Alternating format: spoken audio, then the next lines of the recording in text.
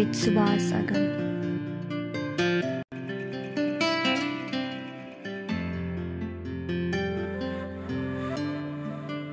जय सिया राम। जय भगवान। नमस्कार सम्मादरणीय दर्शकवृन्द, स्वधर्म टिभीको यो विशेष प्रस्तुतिमा हजुरलाई स्वागत छ। पोहोर साल या परार सालतिर होला हामीले भडरीमा रहेको मामी सती सबरियाको मन्दिरमा आएर विशेष गरेर भूमिमा रहेको बाबा बर्दगोरिया धामको बारेमा एउटा डकुमेन्ट्री बनाएका थियौँ। आज हामी त्यही स्थानमा बसेर एउटा नवीन कार्यक्रम हजुरहरूलाई प्रस्तुत गर्दैछौँ। आज हामीसँग एकजना सन्त हुनुहुन्छ।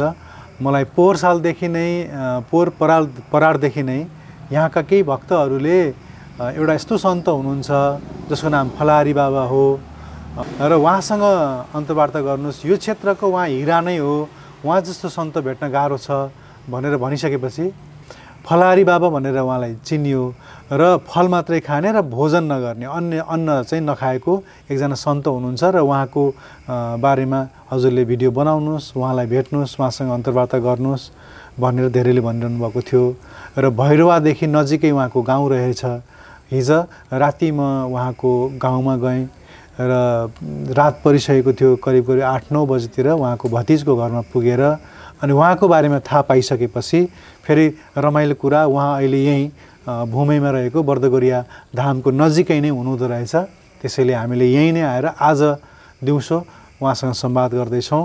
यो एकदमै दुर्लभ संयोग हो। एउटा अद्भुत सन्त जसले जीवनभरि भगवान रामको भजन गर्यो र धेरै भक्तहरू बनायो र रामको भक्ति प्रचार गर्यो। हाम्रो साथमा हुनुहुन्छ फलारी बाबा, जसलाई बाबा त्रिलोकीनाथ भनेर पनि चिनिन्छ। आउनुहोस्, उहाँलाई स्वागत गरौँ। बाबाजी जय सिया राम। बहुत खुसी लाग्यो हजुरलाई भेट्न पाउँदा बाबाजी। हजुरको बारेमा धेरैले भन्नुभएको थियो होइन, हजुरको बहुत कुरा सुनेको थिएँ। आज हजुरलाई देख्न पाइयो, भेट्न पाइयो। हजुरको आँखामा जुन त्यो एउटा तेज छ त्यो देखेर अचम्म लाग्यो र हजुरसँग आउनुभएको सबै भक्तहरूलाई पनि नमस्कार है। जय सिया राम। हजुरले केही प्रार्थना गर्न खोजिरहनु भएको थियो, अब सुरु गर्नुहोस् न त। ल केही प्रार्थना मन्त्र भन्दै हुनुहुन्थ्यो हजुरले। ल भन्नु त बाबा, अघि मन्त्र भन्दै हुनुहुन्थ्यो। ठिक छ, ठिक छ। ल ल सीताराम भयो है। ल सीताराम सीताराम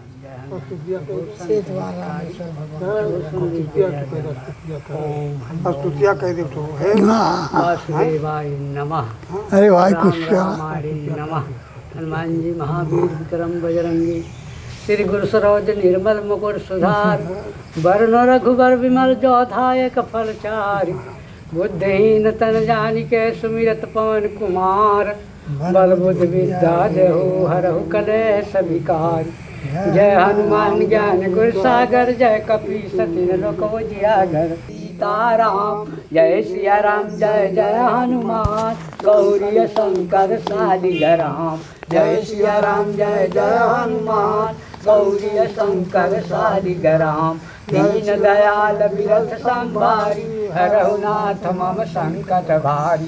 त्राहि त्राहि मम नाथ पुकारा, एहि अवसर प्रभु मोहि उबारो। सीताराम चरण रति मोरे, अंदिन बढ़ई अनुग्रह तोरे। मोर सुधारौ तो सब भांति, या कृपा नहीं कृपाया घाति। अब प्रभु करहु कृपा यही भांति, सब तज शरण गाँव दिन राति। मौसम दीन न दीन दयाल, तुम समान रघुवीर। यश विचारि रघुवंश मरी, करुणा सिंधु खरार। गए शरण प्रभु राखिए, सब अपराध विसारी। कामी नारी प्यारी जिमे, फिर लोभी फिर जिम दाम। तिमे रघुनंत निरंजन, प्रिय लागो मोहि राम, प्रिय लागो मोहि राम। जय सिया राम, जय जय सिया राम। सीताराम जय सीताराम, जय सिया राम, जय जय सिया राम। सीताराम जय सीताराम। जय सीताराम। हर हर महादेव शंभो। ल बाबाजी, अब हजुरको बारेमा थोरै जान्न मन लागेर आज अन्तर्वार्तामा आएको। हजुरले मेरो नेपाली बुझ्नुहुन्छ? अलिअलि बुझ्नुहुन्छ। म नेपालीमा सोध्छु, हजुरलाई जे भाषामा बोल्न सजिलो हुन्छ त्यही भाषामा बोल्नु है। हजुरको नाम चाहिँ बाबा त्रिलोकीनाथ भनेर पनि सुने मैले। नाथ भन्ने बित्तिकै त कता नाथबाट दीक्षा हो कि भन्ने नि लाग्यो सुरुमा मलाई। तर हजुरलाई देखिसकेपछि र हजुरलाई फोन गर्दाखेरि हजुरले सीताराम भनेपछि ओहो राम भक्त हुनुहुँदो रहेछ भनेर थाहा भयो। हजुरको बारेमा धेरै कुरा जान्ने मन छ होइन।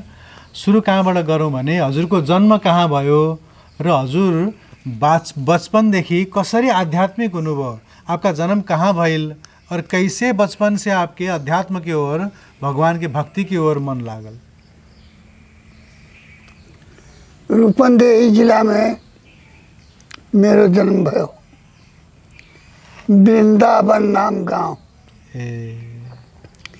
गांव को नाम वृंदावन। वृंदावन है, नाम है वृंदावन। वृंदावन अष्टभुजा पाठक को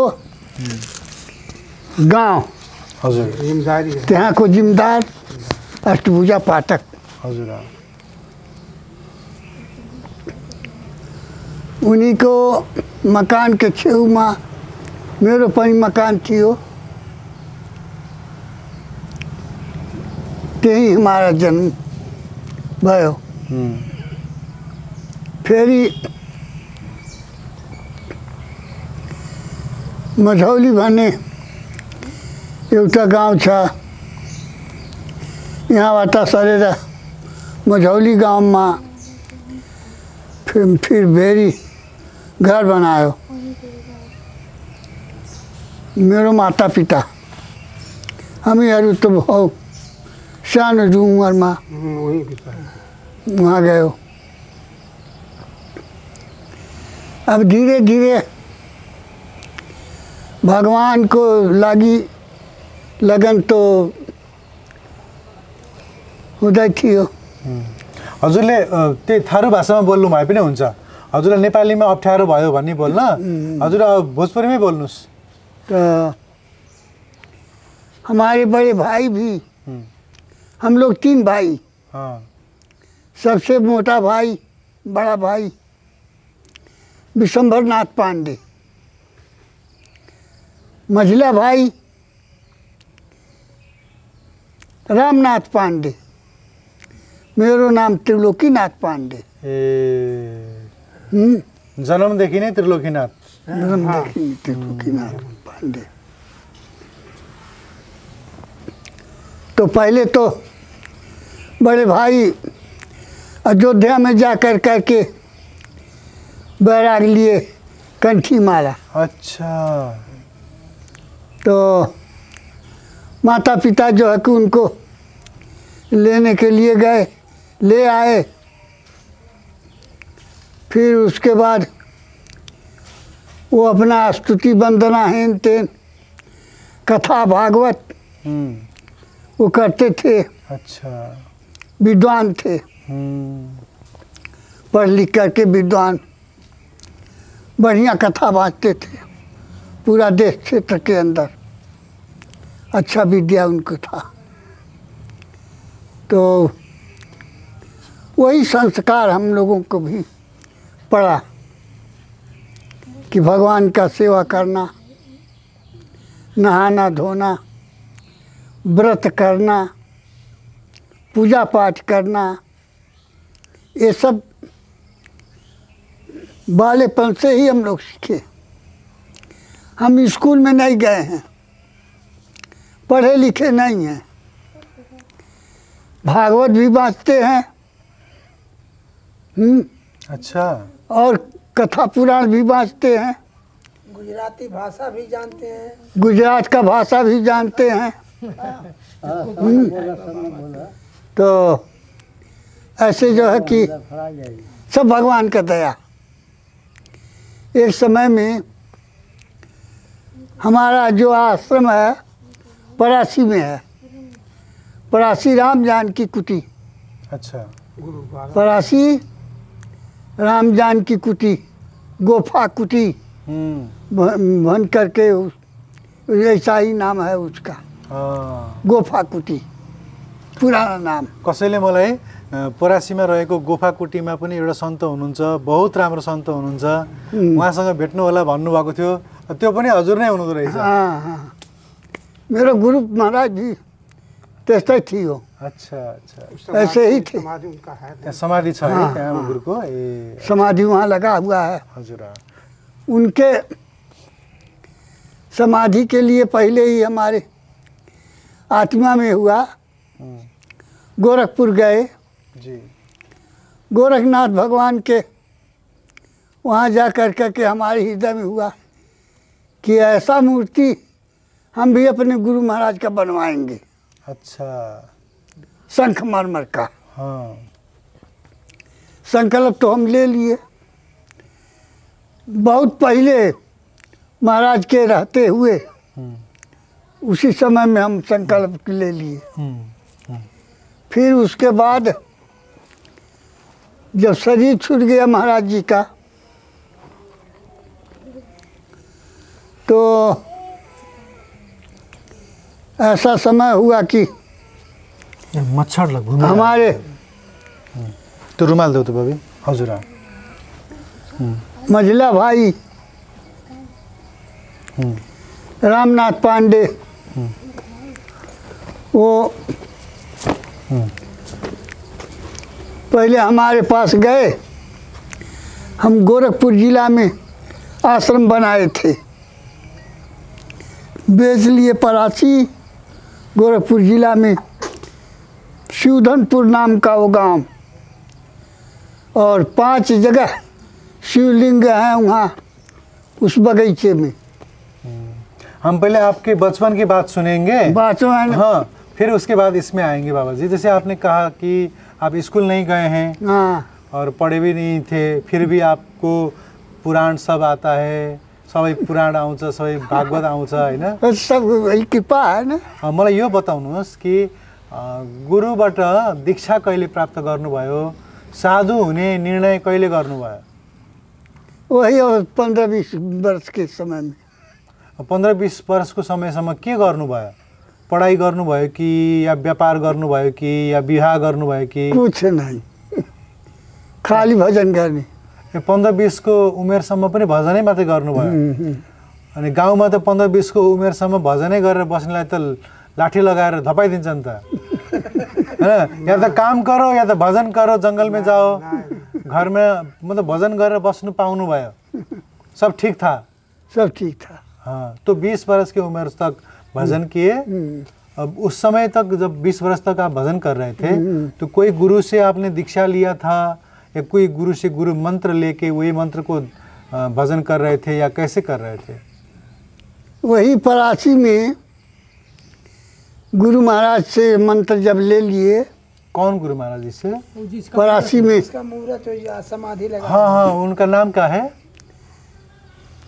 श्री श्री 108 श्री भगवंत दास जी महाराज। भगवंत दास जी महाराज। हाँ। अच्छा, तो उन्हीं से 20 वर्ष पहले ही, मतलब जब 20 वर्ष के नहीं थे आप, 19 वर्ष या 15 वर्ष के होंगे, तो 15 वर्ष के 14 वर्ष की उम्र में ही मंत्र ले लिए थे? अब उसके बाद। अच्छा, उसके बाद दीक्षा वाला मंत्र 20 वर्ष के बाद? हाँ। तो वही जब वहाँ हम गए, रहने लगे गुफा में, गुफा कुटी में। हाँ। तो वहाँ नियम था जी कि एकदम 3 बजे 4 बजे के टाइम में, रात्रि में 3 बजे 4 बजे के टाइम में सब लोग जाग जाते थे। अच्छा।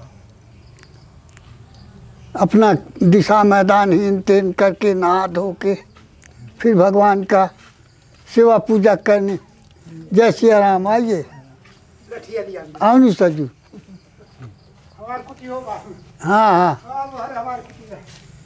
तब अब ऐसा होता हुआ कि सब चेला लोगों का ड्यूटी था। एक दिन वो धूनी लीपा, एक दिन वो दूसरा लीपा गोबर से, गाय के गोबर से धूने के ऊपर। धूना समझते हैं ना? हाँ, धूनी धूनी, हाँ, हवन जहाँ होता है। हवन जहाँ होता है, तो धूना पहले लीप पोत के शुद्ध हो। महाराज जी पहले चले जाते थे दिशा मैदान करने, नहाने धोने, तब तक धूनी ऊनी लीप करके ठीक हो जाता था। तो हमारे मन में ऐसा आया जी कि हमारे गुरु महाराज इतना पढ़े लिखे हैं, विद्वान हैं, भागवत के आचार्य हैं, बड़े बड़े सिद्ध मुनि साधु उनको जानते हैं, और हम तो ऐसे बेवकूफ़ हैं, कुछ नहीं कुछ नहीं जानते हैं प्रभु। हैं, क्या करें? ऐसे वो धुनी लिपते लिपते अब आंखों से आंसू गिरने लगा। अच्छा। रोने लगे। तब तक महाराज जी आ गए स्नान करके।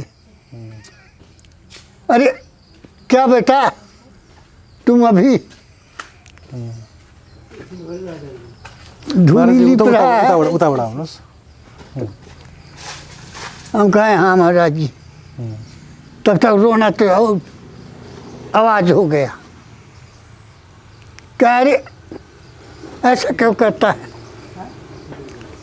कहे महाराज जी हम बहुत बेवकूफ़ हैं, कुछ नहीं जानते हैं। हाँ, आप इतने बड़े महाशय का चेला हम हैं, हमारे कुछ आता जोता नहीं है, पढ़े लिखे नहीं हैं। तो गुरु महाराज बोले कि हो ब्राह्मण का लड़का पढ़े लिखे नहीं होता है, कैसे तुम ऐसा कहा? हम गए हाँ महाराज जी नहीं पढ़े हैं, नहीं स्कूल में गए हैं, कभी नहीं स्कूल में गए। तो कहा अरे तुम गायत्री मंत्र नहीं जानता है, ब्रह्म गायत्री मंत्र? तब हम तो कह करके सुनाए, ओम भूर्भुवः स्वः बोलने लगे। 1-1.5 घंटा लाग्छ। तब कहे बोले देखो तुम तो सारे विद्या का ओर बताया, फिर अब क्या पूछना है? तो हम कहे महाराज नहीं जाने हैं, बता दिए आप। क्या हम बता देंगे? तो लिख कर करके कागज पर हमको दिए कि इसको चीनो और पढ़ो। कंठस्थ तो है तुम्हारे, लेकिन इसको पहचान करो कैसे कैसे लिखा हुआ है। अब उतना ही पहचान से हमारा काम चल गया। आज तक भी सम्मुखाग्र से सब कुछ आता जाता है ये। और उसी समय जब सरकार का महंत जी का, गुरु महाराज का शरीर छूट गया, तो समाधि के लिए उनके मूर्ति बनाने के लिए इधर उधर भटकते भटकते गुजरात में गए। गुजरात में जाकर कहे कि मैंने अब कहाँ जाएं, क्या करें? ऐसे करते करते तो एक भगत बोला कि आप बीरम गांव में जाइए, वहाँ जगदीश दास बापू हैं, वो अयोध्या के नागा हैं, वो बताएंगे कि आपको गुजराती भाषा कैसे जो है कि बोला जाता है। हम लोग गए वहाँ, तो हम गांजा उजा भी पीते थे। अब वहाँ गए तो एक भगत था और था राजपूत छत्री, तो बोले कालू भाई चलो ऊपर चला जावे। 3 माला मकान बहुत बड़ा, तो ऊपर हम लोग गए। वहाँ गांजा वाजा चरस वरस बना ला, पीने लगे। हम जीवन में किसी का चिलम नहीं पिए, खाली अपना ही चिलम पिए और अपना चिलम किसी को दिए भी नहीं, न किसी का लिए नहीं, ऐसे।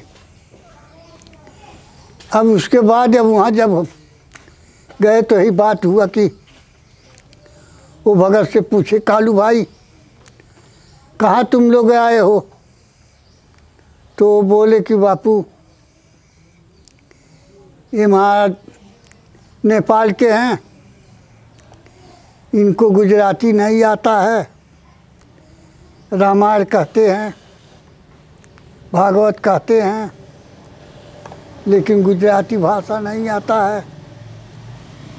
तो कोई ऐसा उपाय बताइए कि जिससे इनको आ जावे गुजराती पढ़ने लिखने।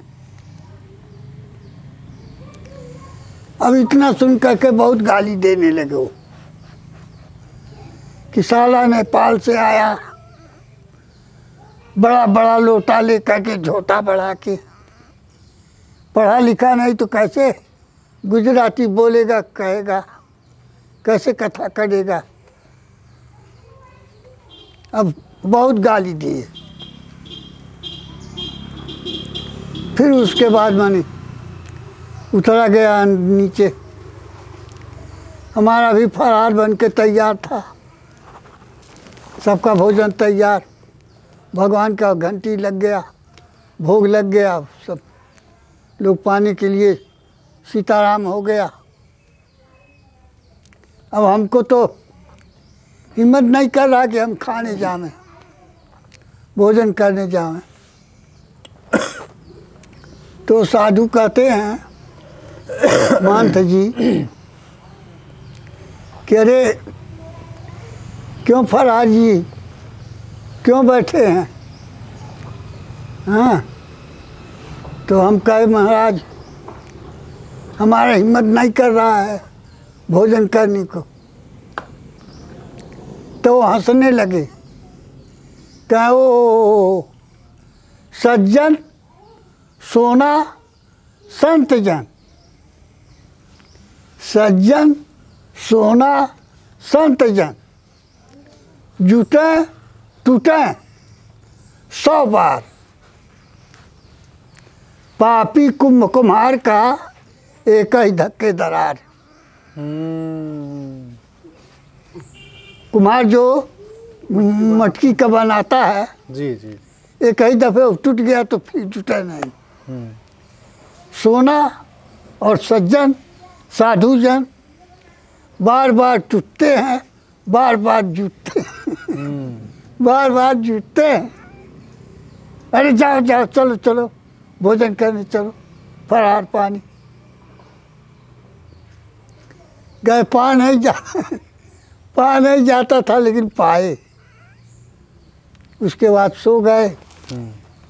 फिर वहाँ से हम लोग चल दिए जहाँ अपना मुकाम था। वहाँ पहुँचे, सवेरे उठ करके स्नान कर लिए, पूजा पर बैठे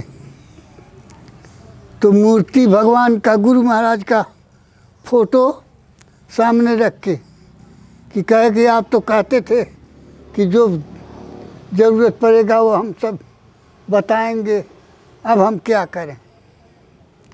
आंखों से आंसू गिर रहा है। चेला लोग बैठे हुए हैं, गुजरात वाले सब देख रहे हैं। आंखों से आंसू गिरते गिरते गिरते गिरते ऐसे ही से ऐसे तड़ा आग दे, जैसे अग्नि में से चिंगारी निकलता है। हाँ जी जी, वैसे तड़ाक जैसे निकला। अच्छा, अब ऐसे ऐसे ऐसे ऐसे ऐसे ऐसे ऐसे नाचने लगा वो। नाचते नाचते जितना ही दूर गया उतना ही उजाला होता चला गया। अच्छा। तो एक भगत से बोले, भीम भाई तो यहाँ बापू, हम कहें तुम्हारे पास कोई पुराण है? तो कहें हाँ शिव पुराण है। हम कहें अच्छा ले आओ। तो वो ले आया। तो एक अध्याय शिव पुराण गुजराती में पढ़ करके सुनाए। अच्छा। और सब लोग ताली बजाने लगे, वाह वाह वाह वाह, अरे आप तो बहुत बढ़िया कहते हैं। हाँ। ठीक है, अब आपका काम हो जाएगा। हम लोग 8 भाई हैं। 8 भाई के पैसा से गुरु महाराज का मूर्ति बनेगा और उनका भंडारा होगा। किसी के पास मत जाना, सब काम हो जाएगा। बोलिए सियावर रामचंद्र की जय। तभी से हम गुजराती भी पढ़ना जान गए, अभी भी पढ़ते हैं। तो कृपा किसका हुआ, गुरु का हुआ या भगवान का हुआ? ओ सबका गुरु न भगवान है, दूसरा कौन भगवान है? गुरु ब्रह्मा गुरु विष्णु गुरु देव महेश्वर, गुरु साक्षात पर ब्रह्मा तस्मै श्री गुरुवे नमः। हैं? ऐसा महात्मा है, महात्मा है। तो गुरु सब कुछ है। तो उसके बाद आपको गुरु के कृपा से, गुरु को कृपाबाट हजुरलाई पढ्न आयो हैन? ठिक छ, पढ्न आयो, ओके। तर पढेर मात्रै त हुन्छ र? भगवानलाई पढेर त पाउने होइन। भगवान त यहाँ आउनु पर्यो, भित्र छिर्नु पर्यो। हर पल हर प्रहर भगवानको चाहिँ कृपा हुनु पर्यो हैन? भगवानमय हुनु पर्यो हैन? जहाँ पनि कीट पतङ्गदेखि सबै चिजमा भगवान देखिनु पर्यो हैन? साथीमा होइन, दुश्मनमा पनि भगवान देख्नु पर्यो हैन? त्यो अवस्था कसरी आउँछ त? त्यो अपने ही विश्वास करने पर आता है सब कुछ। देखिए, 1 से लेकर के 84 आसन तक हम करते हैं। एक आसन से लेकर 84 आसन गिन गिन करके। एक धुनी से लेकर के पंचधुनी, सप्तधुनी, 12 धुनी, 84 धुनी, कोट धुनी, अखंड धुनी। हाँ, तो ये गाय के गोबर का जो गोईठा होता है, हाँ, गोईठा, उसी गोईठा के आगे 5 जगह रख करके बैठ करके भजन करते थे, भगवान का ध्यान करते थे। फिर 7 जगह हुआ, 3 बरस 5-5, 3 बरस 7-7, 3 बरस 12-12, 3 बरस 84-84, 3 बरस अखंड। अखंड मटकी जो है कि मिट्टी का आवे, उसको फोड़ करके आधा मिट्टी में सब वही कंधा गोईठा रख करके उसमें अग्नि रहे, उसके ऊपर वाला नीचे हो जावे, वो उठाकर इस पर रखें। उसमें सब होम धूप साकल सब पड़ा रहे, चारों तरफ अग्नि चराचर चालू रहे, बैठ करके भजन करते रहें।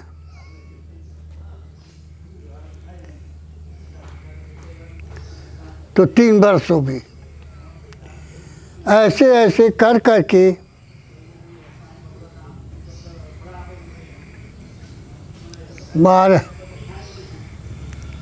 12 चौका कितना हुआ? 12 चौका 64, 48। 48,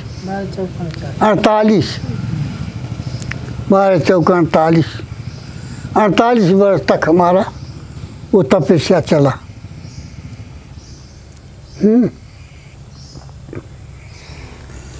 तो ऐसे ऐसे भगवान का दया हुआ, संत का भी दया हुआ। कभी आपको भगवान का अनुभव हुआ है?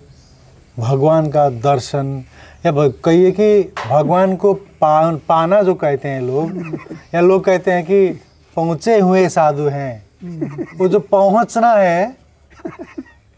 अब हम आपसे पूछ रहे हैं, फिर भी क्षमा कीजिएगा, लेकिन पूछना चाहते हैं कि मतलब भगवान को पाना क्या होता है, कैसे पाया जाता है? आपने पाया? ऐसे देखिए, झूठ बोलना भी पाप होता है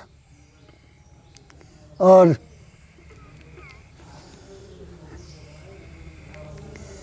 सही बोलना चाहिए, उसमें ऐसा ही बात है। ऐसे अनुभव में होता ही है।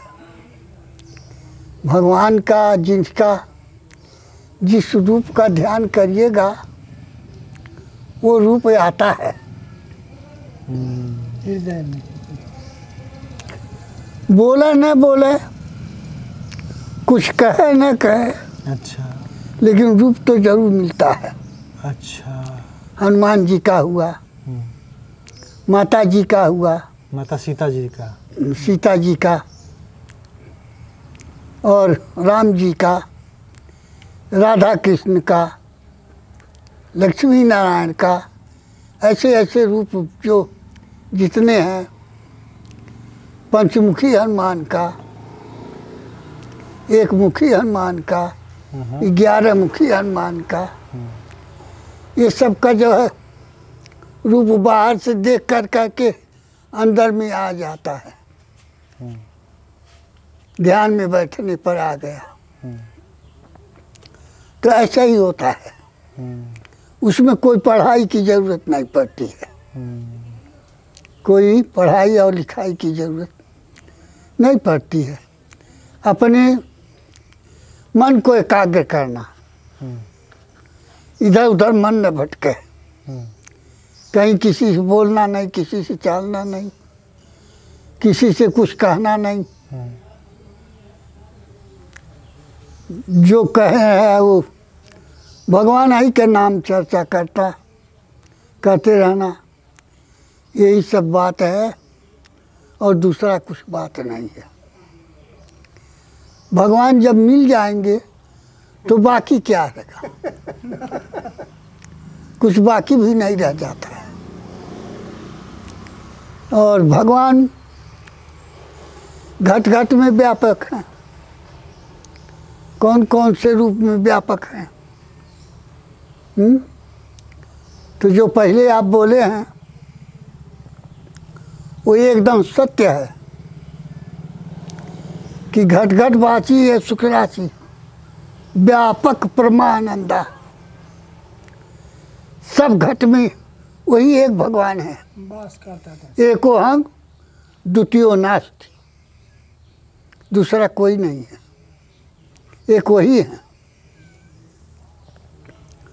तो ऐसे ही है बाबू, भगवान का सब माया है, गुरु महाराज का माया है। अपने तो कुछ आता भी नहीं है। और जब आने लगता है तो फिर रोकाता भी नहीं है। हाँ, जब आने लगता तो रोकाता भी नहीं है। अपने आप कैसे कैसे वो रास्ता बनते जाता है, बोलते बोलते। मलाई यो कुरा बताइदिनुहोस् कि जो नयाँ साधक छ नि, हामी जस्तो साधक जो अभी अभी रास्ते में नया नया लगा हुआ है, परमात्मा को मिलना चाहता है, परमात्मा का अनुभव करना चाहता है, लेकिन दुनिया का काम भी करना है, गृहस्थी में भी है, माता जी को संगीत लेके चलते हैं, तो गृहस्थी में भी है, खाना भी है, कमाना भी है, परमात्मा को पाना भी है। ऐसे जो हम जैसे हजारों करोड़ों लोग होते हैं, इस किस्म के लोग के लिए परमात्मा को पाने का जो रास्ता है सहज तरीके से कैसे पाया जाए, काम करते करते, गृहस्थी में रहते रहते। हाँ, सब जगह रहते हुए भी ध्यान नहीं इधर उधर होना चाहिए। अपना कर्म भी करते रहिए। हाँ, हारिए न हिम्मत, विसारिए न नाम। हिम्मत भी नहीं हारना है और नाम भी नहीं भुलाना है। अच्छा। हाँ, एक न एक दिन उनको सामने आना ही पड़ेगा। जो वादा किया वो निभाना पड़ेगा। मेरे सामने तुमको आना पड़ेगा। हैं?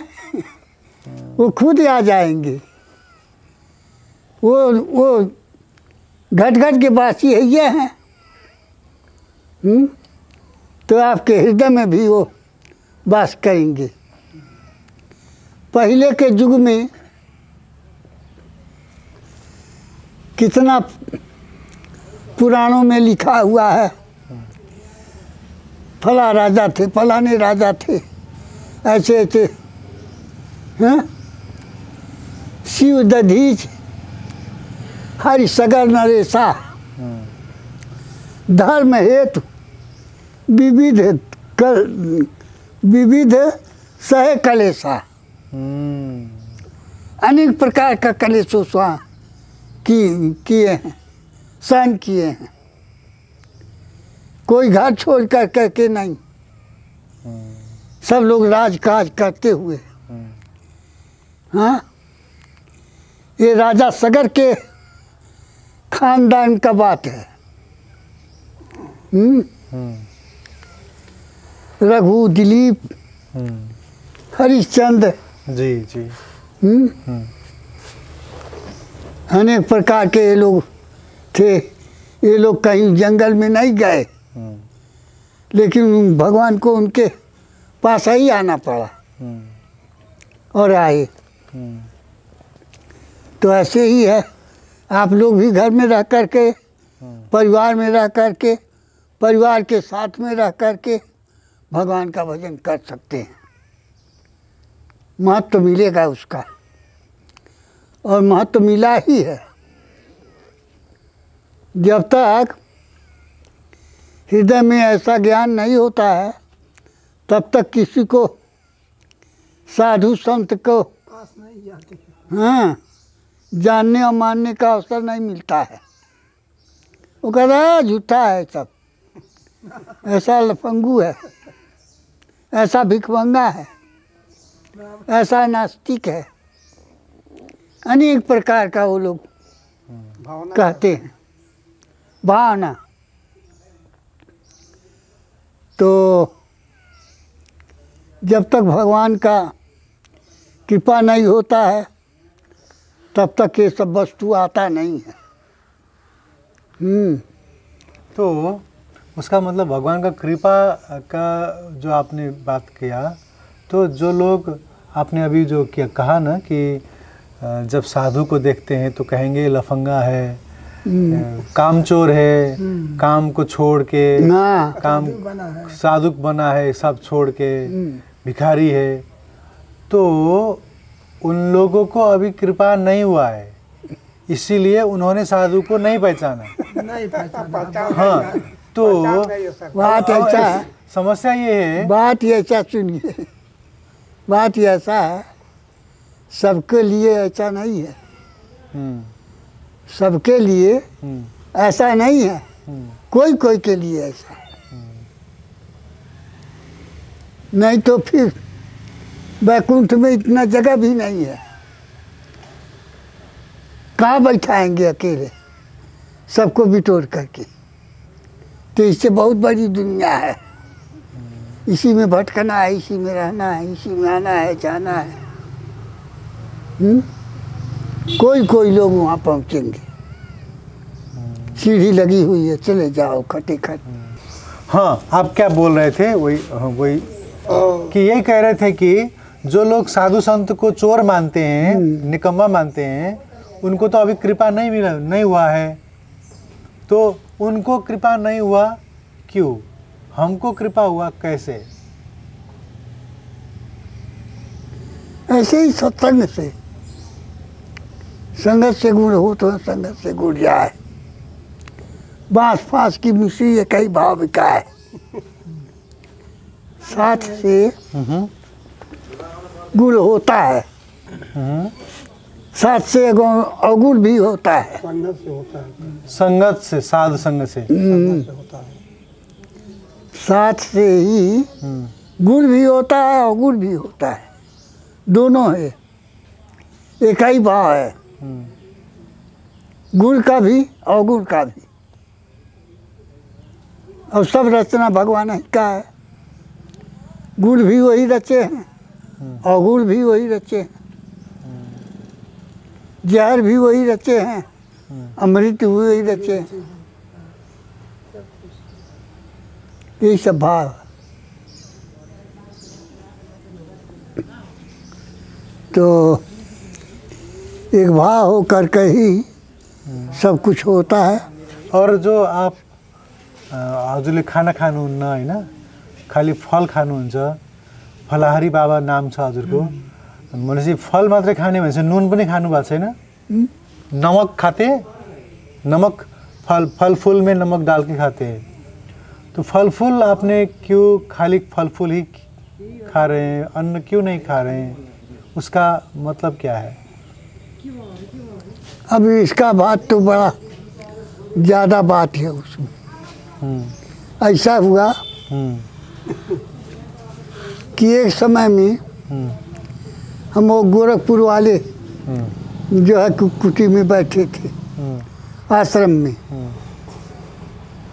वहाँ जो है कि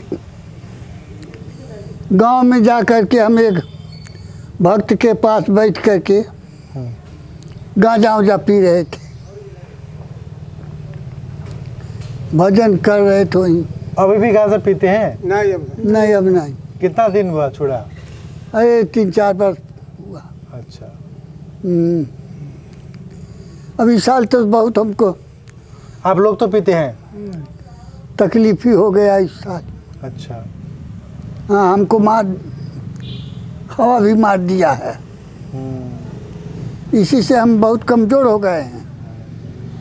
नहीं तो अभी तक तो बहुत फिट शरीर था। जैसे आप जो रामानंदी संप्रदाय से है ना? हाँ, रामानंदी बैरागी। तो बैरागी साधु होकर गांजा पी सकते हैं? वो आदत बिगड़ गया तो पी सकते हैं। अच्छा, बिगड़ा हुआ आदत से। आदत बिगड़ गया तो पी सकते हैं। लौंडे लोग दारू शराब पी लेते हैं। तब सुनिए, जाता तो पीते खाते हैं। बात सुनिए। हाँ, फलारी के बात कर। तब एक समय, हाँ, फल की बात हो रहा था। हम लोग उसी गांव में गए थे। रामलोचन नाम का एक भगत था हमारा चेला, उसके वहाँ गांव में गए थे। वहीं बैठ के गांजा उजा पी रहे थे। और उस समय चिनिया बादाम जो मूंगफली होता है नहीं, वहाँ बहुत लोग मूंगफली का खेती करते थे। तो उस समय निकलता था तो बैठे बैठे वो ले आके उसको सेक करके हमारे पास रखे कि खाओ बाबा। खा रहे थे। जो आश्रम में आया साधु, पूछे कहाँ है महाराज? तो रामलोचन के घर हैं। वो साधु वहाँ चुप ऐसे ऐसे करके 12-14 साधु पहुँच गए, बारी बारी, एक से एक। तो ये हुआ कि लोगों में बात चला कि भाई भारत में फरेंदा स्टेशन है, फरेंदा शहर। अब उसका तो आनंद नगर नाम धराए। वहाँ भभूति सेठ थे। तो भभूति सेठ यज्ञ करते थे। अच्छा। भभूति सेठ यज्ञ करते थे। तो पहला यज्ञ उनका है, दूसरा यज्ञ उसका शहर का है, तीसरा यज्ञ महाराजगंज जिला में जो है कि नंदाभार तिवारी जी का है, तीसरा यज्ञ, और चौथा यज्ञ हमारा है। अब वहीं वो साधु लोग बात करते हैं कि हमारे देश में, हमारे क्षेत्र में कोई यज्ञ नहीं किया, कोई यज्ञ नहीं करने वाला है। तो एक महंत थे, बोले ब्राह्मण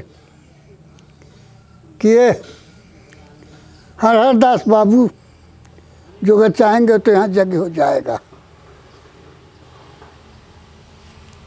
तो सब लोग ताली लगा रहे हैं। वो हमको कहे,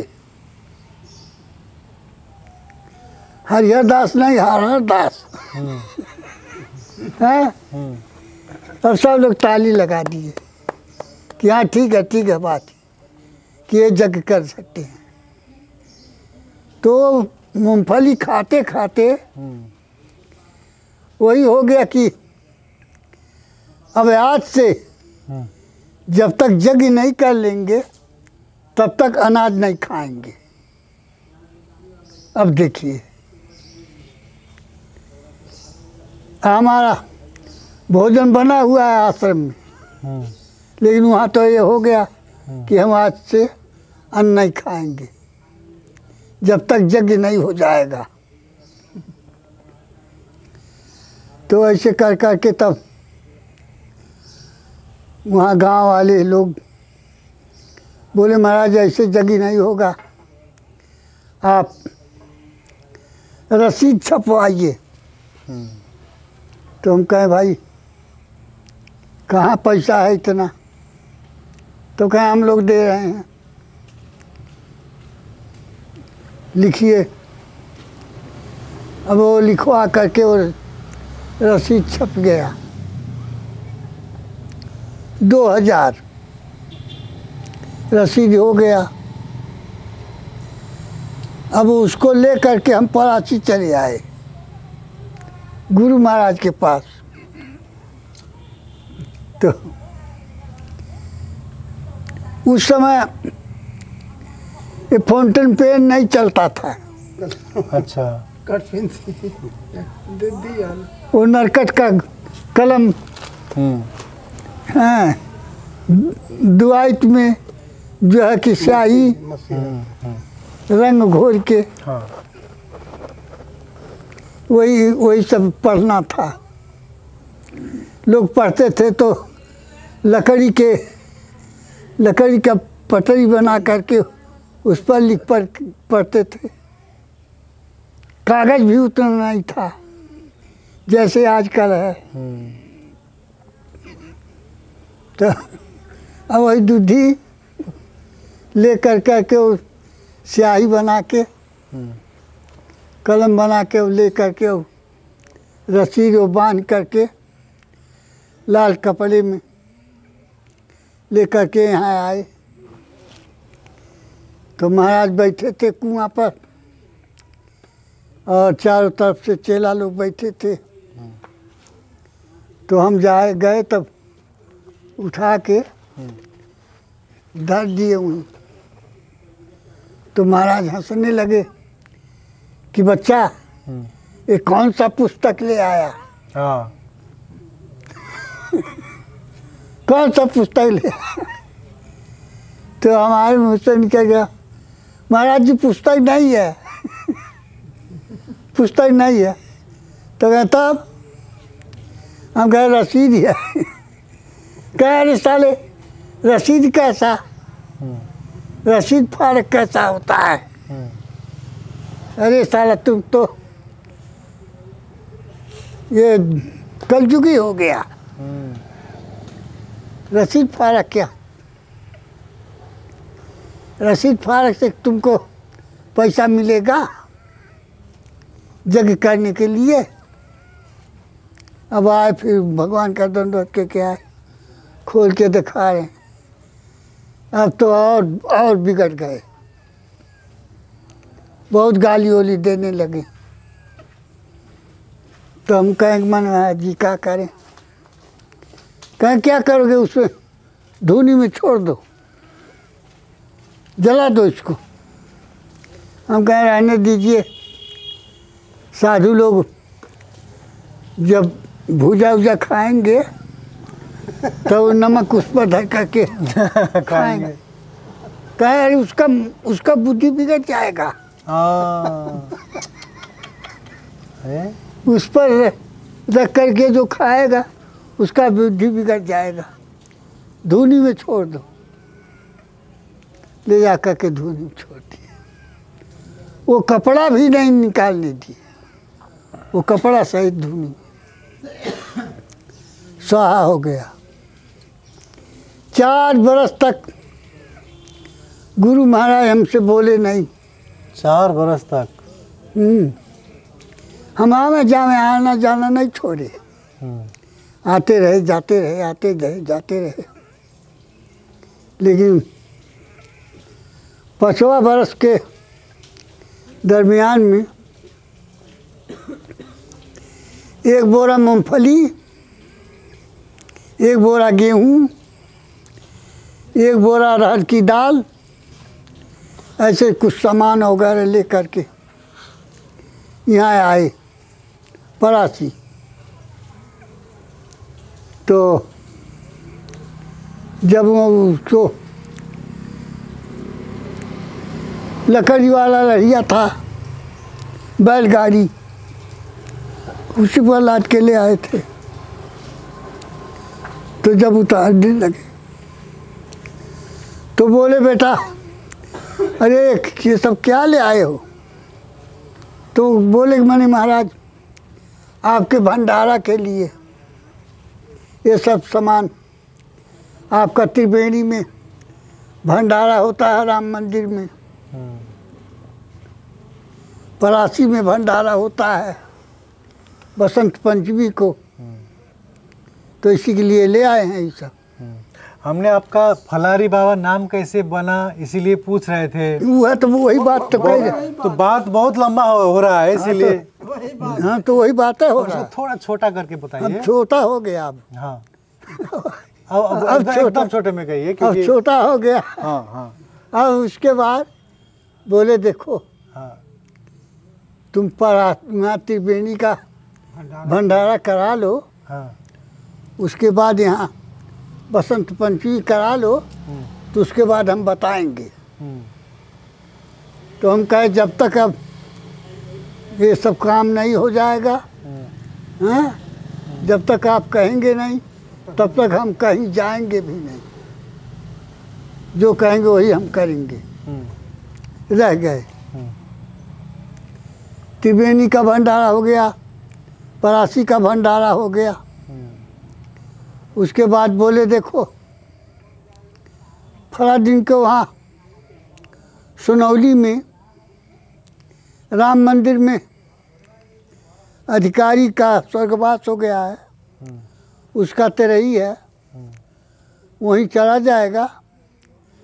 और भंडारा जब हो जाएगा तो विदाई हो जाएगा, तो फिर तुम लोग उधर चले जाना, हम लोग इधर चले आएंगे। तो हम कहे कहाँ? तब कहें देखो अब हम लिख के बताएंगे। तो लिख कर बताए, यहाँ से यहाँ, यहाँ से यहाँ, यहाँ से यहाँ से यहाँ, ऐसे करते करते करते करते महुआ बंदरगाह, भावनगर बंदरगाह के बीच में, हाँ ऐसे ऐसे दोनों के बीच में जितना इधर उतना उधर यहाँ ही बगदाना नाम का गांव, वहाँ बाबा बजरंग दास सिद्ध, अच्छा, बजरंग दास सिद्ध मिले। वहाँ जाओ, तुम्हारा काम हो जाएगा। तो ऐसे वही पत्र बाँचते बाँचते जैसे जैसे लिखे थे वैसे वैसे जाते जाते जाते जाते वहाँ चौंके। तो 200-250-300 साधु वहाँ बैठे थे, रोज वहाँ मौजूद। 150 आमे जामे, फिर आमे जामे आमे जामे, मैंने जमात लग पड़ी रहे।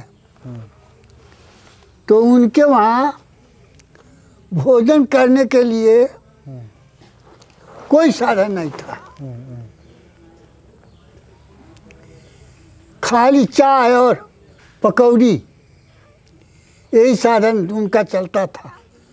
24 घंटा चाय पकौड़ी चालू। लेकिन सवेरे के टाइम में 10-11 बजे बोले कि ओ राम जी, तो सेवक लोग दौड़ करके आए, जाओ साधु लोगों से पूछो आज भगवान को क्या पवाएंगे, भगवान का भोग क्या लगाएंगे, जाओ पूछ आओ। तो लोग जाए पूछने, तो साधु लोग बतावे कि आज ये आइटम का भोग भगवान का लगना चाहिए।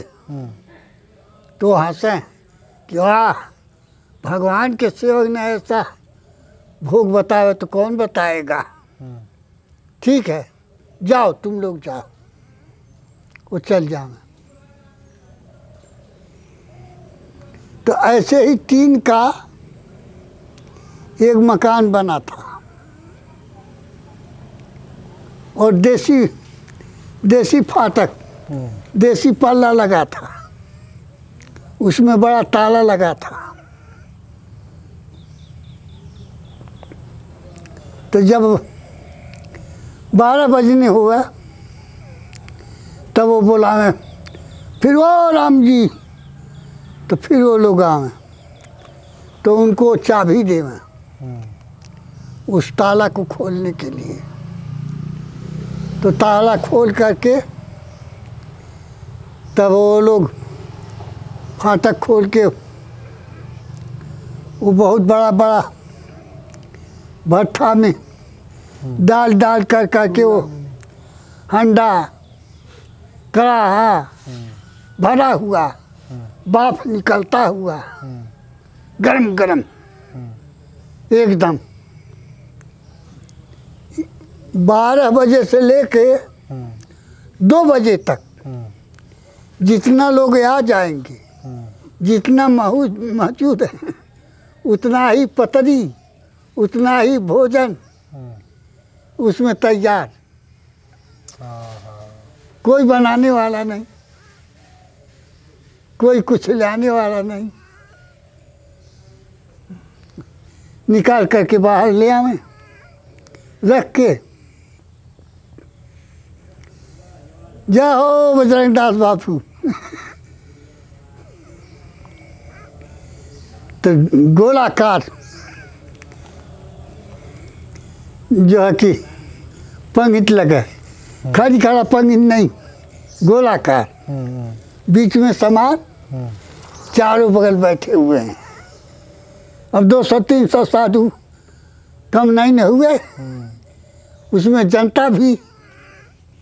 तो बहुत बड़ा फील्ड के अंदर हो, तो सबको परोसा जाए। उतना ही भोजन और जो परोस रहे हैं उतना ही उनका पतरी। जब बचा तब वो लोग अपने पतरी में निकाल करके रख के सब बर्तन उठा उठा के ले जाके छोड़ दे उसी कोठरी में। जूठा, हाँ कोई माजे तो अब जूठा कौन है, कोई उसमें खाया तो रहा है, जूठा नहीं है।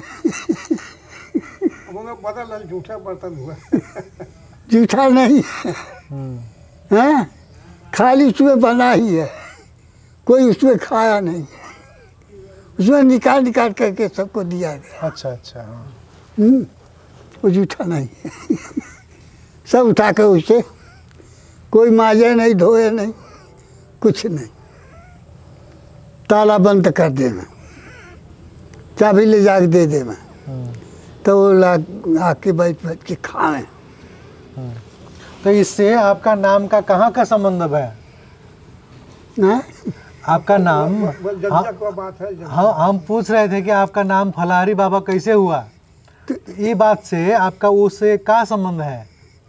तो वही तो कह रहे हैं, जब हम लोग वहाँ पहुँचे तो सामान रख करके पूछे सिद्ध बाबा कहाँ हैं, तो बोले कि उस आम के पेड़ के नीचे हैं, बैठे हुए हैं।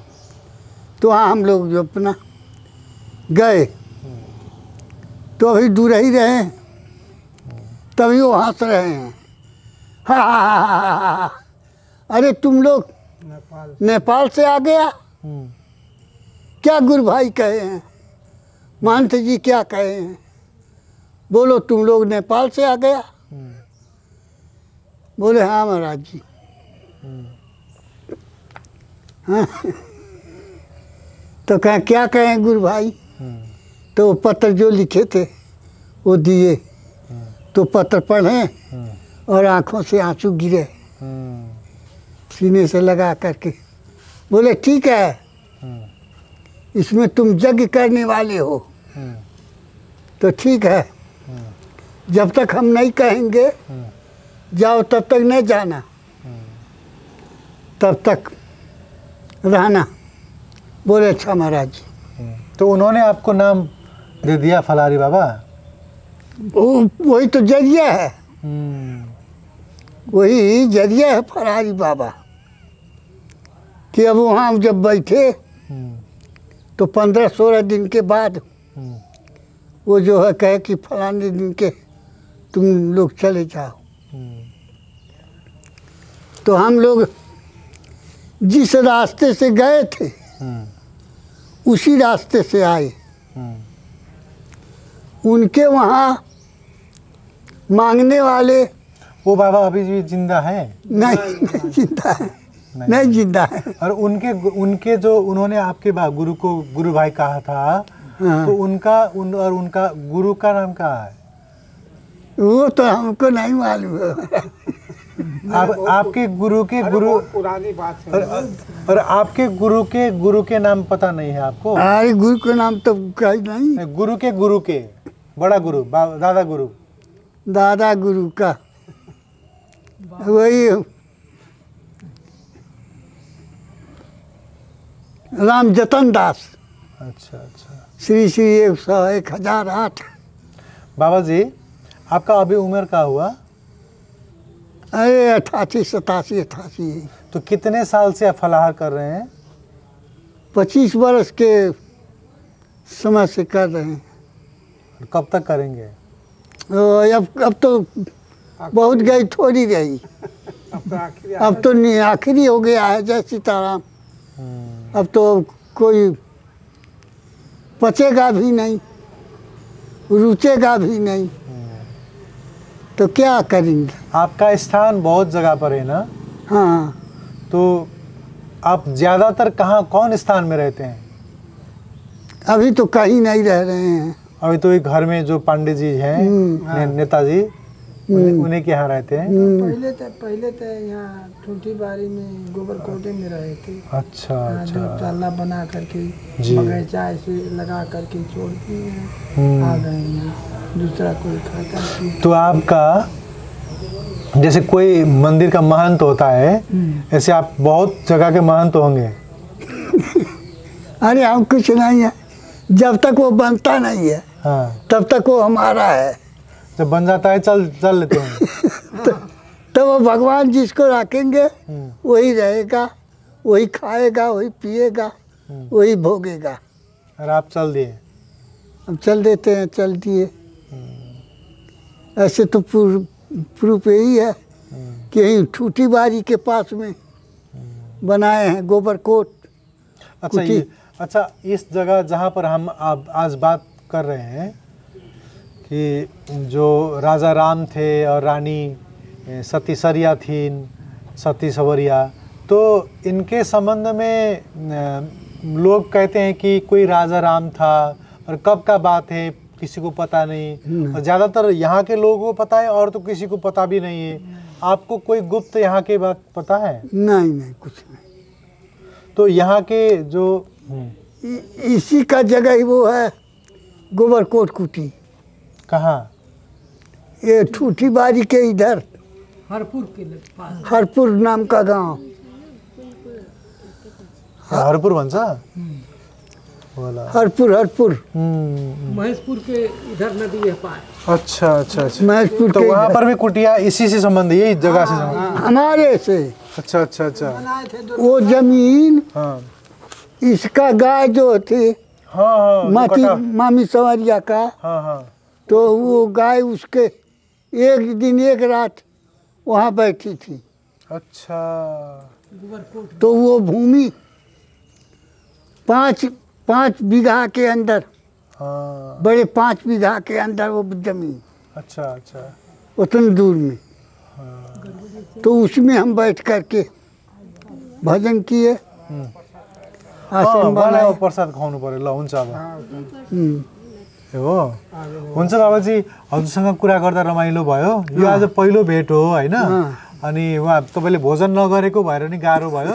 भोजन गर्नुहोस्, फेरि अर्कोचोटि बसेर कुरा गरौँला है। अरे ठीक है। र हजुरको नम्बर छ मसँग, म हजुरलाई फेरि पनि फोन गर्छु। फेरि पनि हाँ नंबर बा हमारे लगे, हम फिर फोन करा। ठीक है? जय सीताराम।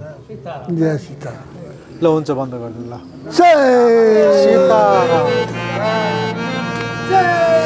सीताराम।